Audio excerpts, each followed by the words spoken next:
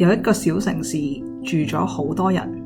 佢哋忙碌生活，勤力工作，將城市慢慢建設成為可以自在生活嘅家園。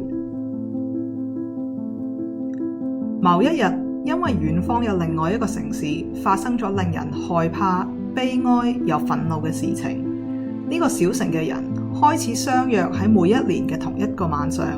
去到一個大公園，用點點燭光悼念遠方為咗追求自由民主，俾政府迫害同埋拘禁嘅犧牲者。咁樣嘅晚會持續舉行咗30年，直到小城嘅人因為要爭取自己嘅自由自主，而俾嗰個曾經殺害自己國民嘅政府透過佢喺小城嘅代理人粗暴鎮壓，先至被逼終止。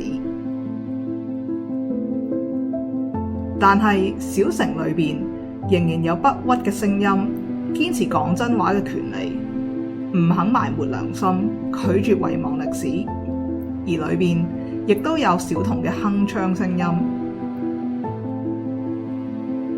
小燭光呢本繪本既係關於小城同埋小童嘅故事，更加係每一位曾經到過大公園點亮燭光嘅人嘅故事。而呢座小城就叫做香港。一盞小小嘅燭光，縱使微弱，只要喺呢個世界上到處都有千點萬點嘅燭光，就能夠照亮黑暗，帶嚟溫暖。希望呢本書嘅讀者好似小燭光一樣正直勇敢，亦都希望呢本書好似小燭光，俾留低喺小城嘅人照亮佢哋嘅黑暗長夜，